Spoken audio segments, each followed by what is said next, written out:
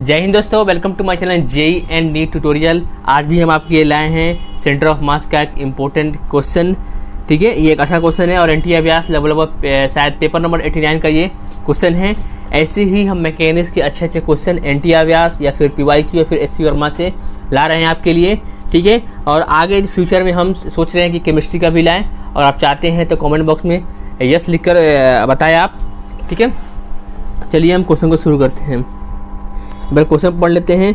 The simple pendulum A of mass M A and length L is suspended from the trolley B of mass M B. If the system is release from the rest at theta equal to 0, determine the velocity V B of the trolley, friction is negligible. ठीक है, बिल्कुल सही बात है। ये बोल रहा है क्वेश्चन में हमारा बोल रहा है कि इनिशियली थीटा इक्वल टू 0 मतलब कि कुछ ऐसा हो जाएगा, ऐसा है हमारा। ठीक है, और इसके बाद से मैंने यहाँ पर थीटा इक्वल 0 पर लाया और इसे छोड़ दिया। छोड़ने के बाद क्या होगा, ये ऐसे पाथ फॉलो करते हुए ऐसे नीचे आएगा। ठीक है, और इसके पास कुछ वेलोसिटी होगी, मान लेते हैं ये वेलोसिटी इसके पास इधर VA होगी। ठीक है, और इस डायरेक्शन में ट्रॉली पर कोई फ्रिक्शन नहीं लग रहा है, कोई एक्सटर्नल फोर्स नहीं लग रहा है जो कि कुछ डिस्टर्ब कर सके। यानी इधर VA लगा तो इसके अपोजिट डायरेक्शन में ट्रॉली पर इधर VB वेलोसिटी इम्पार्ट हो जाएगी। क्योंकि हॉरिजॉन्टल डायरेक्शन में नेट फोर्स जो है वो हमारा 0 है।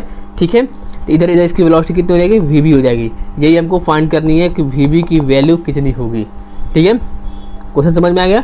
आप इसे अटेम्प्ट करें, उसके बाद सोल्यूशन देखिएगा इसका। ठीक है, चलिए आप अटेम्प्ट कर लिए होंगे, ऐसा करता हूँ। सोल्यूशन शुरू करते हैं। ठीक है, एक बार यहाँ पर डायग्राम ऐसे बना लेते हैं इसका।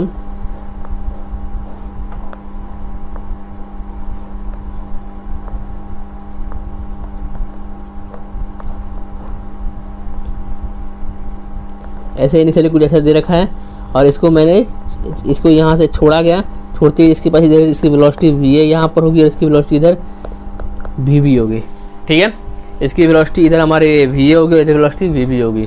ठीक है, चलिए अब देखिए, हॉरिजॉन्टल डायरेक्शन में जब चाहे किसी भी सिस्टम पर जब हमारा नेट एक्सटर्नल फोर्स 0 रहता है तो सिस्टम का जो है मोमेंटम कंजर्व रहता है।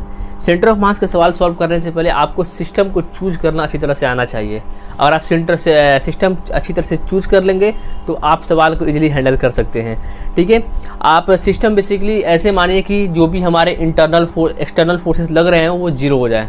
ठीक है, तो इसमें हम क्या बोलते हैं कि इस दोनों को सिस्टम मान लेते हैं। सिस्टम मानते ही हॉरिजॉन्टल डायरेक्शन में हमारा कोई फोर्स नहीं रहा।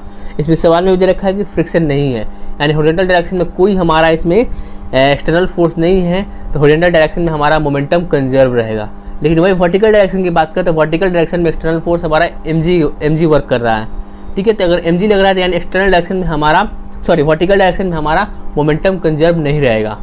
ठीक है, यानी हॉरिजॉन्टल डायरेक्शन में मोमेंटम को क्या करते हैं, कंजर्व कर देते हैं। ठीक है, क्या हो जाएगा, MA into VA is equal to MB into VB। ये इक्वेशन नंबर फर्स्ट हो जाएगा। ठीक है, इक्वेशन नंबर फर्स्ट हो गया, इसको हम P लिख देते हैं। ठीक है, अब देखिए, अब सवाल में फिर एक बार आप जब भी सेंटर ऑफ मास का सवाल सॉल्व करते हैं तो सवाल मैक्सिमम टाइम सॉल्व हमारा पहला इक्वेशन मोमेंटम कंजर्वेशन का लिखते हैं, दूसरा इक्वेशन एनर्जी कंजर्वेशन का लिखते हैं। और ठीक है, एनर्जी इसमें कंजर्व रहेगी क्योंकि हमारा जो भी अगर फ्रिक्शन फोर्स लग रहा है, कोई भी हमारा रेजिस्टिव फोर्स भी नहीं लग रहा है जो कि एनर्जी को हीट या फिर किसी और चीज़ में डिस्ट्रॉय कर सके। इसलिए हमारा जो मैकेनिकल एनर्जी होगी कंजर्व रहेगी। मतलब कि जो भी हमारी पोटेंशियल एनर्जी होगी काइनेटिक में कन्वर्ट होगी और काइनेटिक जो है पोटेंशियल में कन्वर्ट होगी। ठीक है, तो यहाँ पर जो हमारा सिस्टम यहाँ पर इनिशियली रखा हुआ है, इसका लेंथ L दे रखा है। ठीक है, और इसको हम रेफरेंस फ्रेम मान लें तो इसके पास कुछ पोटेंशियल एनर्जी है। VB के जो यहाँ पर बॉल है इसके पास कुछ पोटेंशियल एनर्जी है। जैसे ही मैं इसको जैसे यहाँ पर ऐसे हो गया, जैसे ही मैंने इसको ड्रॉप किया नीचे से गिरा, मतलब कि जो यहाँ पर इसके पास पोटेंशियल एनर्जी थी वो यहाँ पर आते आते काइनेटिक एनर्जी में कन्वर्ट हो गई। ठीक है, ऐसे गया इधर आया।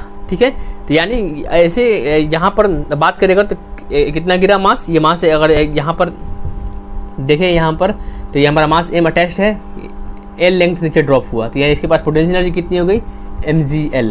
ठीक है, कितना लिख सकते हैं, दूसरे क्लास लिख देते हैं एनर्जी का इक्वेशन को MAGL। ठीक है, अब सिस्टम में काइनेटिक एनर्जी भी आ चुकी है, तो काइनेटिक एनर्जी लिख दिया अगर हम ट्रॉली का पहले half M V V square plus half M A V A square. ठीक है, अब सवाल सॉल्व हो चुका है, 2 इक्वेशन है, 2 वेरिएबल है। अब इजीली हमारा सवाल सॉल्व हो जाएगा, बस कैलकुलेशन पार्ट बचा हुआ है इसमें। ठीक है, कैलकुलेशन करते हैं। तो मैंने क्या किया, आपको एक रिलेशन मालूम हुआ, kinetic energy is equal to क्या होता है, p²/2m। तो जहाँ जहाँ काइनेटिक एनर्जी है उसके जगह पर मैं p²/2m लिख देता हूँ। मतलब इसके जगह पर हम क्या करें, क्या होगा, तो मोमेंटम ऑफ क्या होगा, momentum of b upon mass of b। लेकिन मोमेंटम तो दोनों का सेम है, दोनों को जगह पर मैं p लिख सकता हूँ। तो क्या हो जाएगा यहाँ पर p²/2mb प्लस का p²/2ma, और यहाँ पर MAGL is equal to p²/2ma plus का p²/2mb। MAGL is equal to LCM ले लेते हैं यहाँ पर MA p² कॉमन लेते हुए क्या बचेगा, MA प्लस का MB।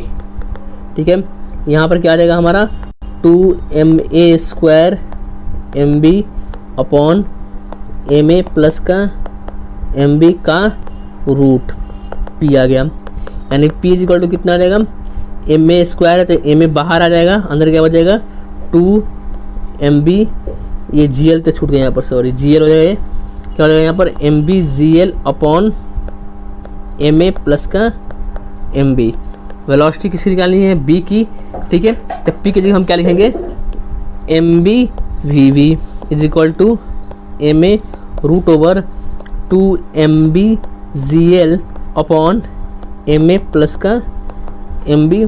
तो क्या आ जाएगा यहाँ से, वेलोसिटी B आ जाएगी हमारी MA upon MB root over 2MBGL upon MA plus MB।